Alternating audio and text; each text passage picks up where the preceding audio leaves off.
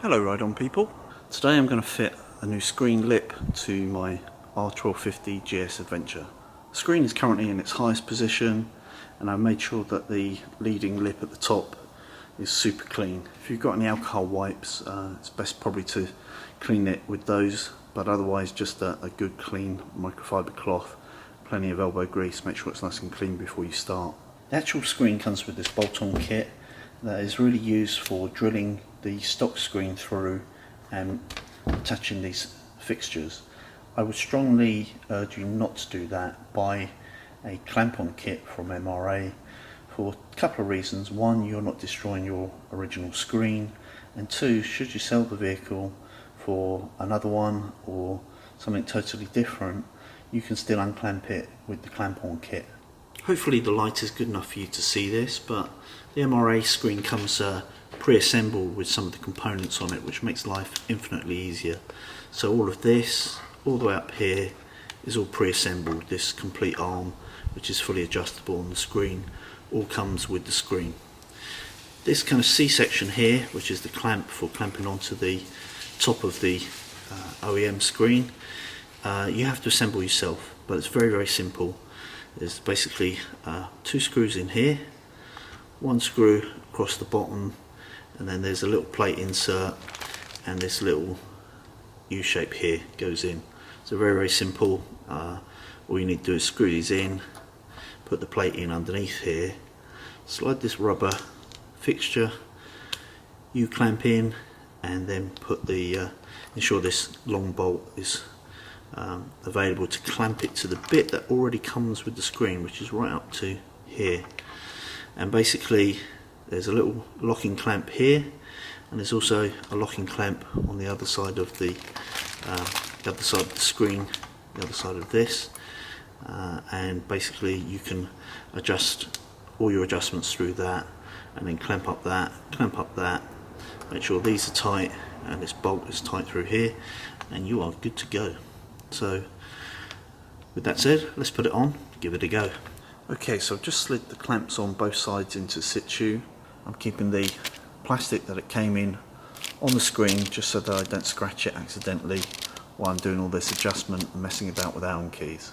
You can measure the distance from here to here if you want to, or you can do it by eye or placing your fingers as a kind of loose measurement, but essentially just make sure it's straight, although you can adjust it afterwards if necessary. So I'm sat on the bike now. This is what the screen looks like. Now, you never want to really tighten everything up until you're really happy with the way it sits, but I think that was pretty symmetrical now. What I did was I used two knuckles of my finger, sorry the light's poor, just to measure that on both sides, and then I made sure that these were kind of equidistant and a nice vertical shape to each other, and that the aperture here is symmetrical with the stock screen to show that I've got it straight. Now the clamps on the front of these, is one here and one on the front of that, on the front of the screen. If you twist those, then you have full adjustment, so you can adjust the screen actually horizontally, fully upright, and you can lower it by pushing it away from you, or raise it by pulling it back to you. It didn't go down symmetrical because I'm just pushing one side. Obviously you have to push both sides at the same time, but that's basically how you adjust that, so that you end up with either an air scoop as you want, or if you bring it full back it kind of extends the height of your screen fully. And what you're really aiming for, generalizing, generically speaking, is you want something about, you want the top of the screen really to be about your eye level or just below, and then you want a little bit of a gap between the spoiler and your fairing, and that will create a vortex to help push air up and over your head, and it will give you a cleaner airflow whilst giving you maximum protection. Here's a better look at the locks on the front. When you push them vertically, the screen is locked and doesn't move. When you put it down, or turn it sideways rather, then you can adjust the screen just by hand, no tools required. So it's very good for testing on the move. And of course if you change helmets, or you know, you experience some turbulence and you want to try a different position, very easy to and then just on these clamps on the inside, if the camera focuses, is a little clamp there as well, and again no tools, just that locks in position. So that's it basically. If you're happy with position, make sure that the this pinch bolt is done up and these pressure screws are done up, and then make sure your locking mechanisms in place for both the spoiler itself and the base unit, and then you're good to go.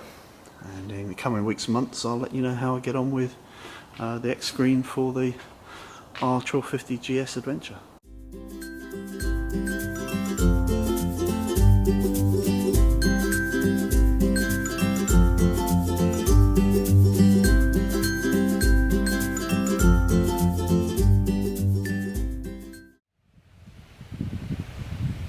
Well, I hope you enjoyed this video.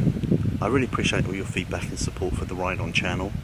I hope you're already a Ride On subscriber, but if not, please subscribe straight away. And last but not least, ride often, ride carefully, ride on.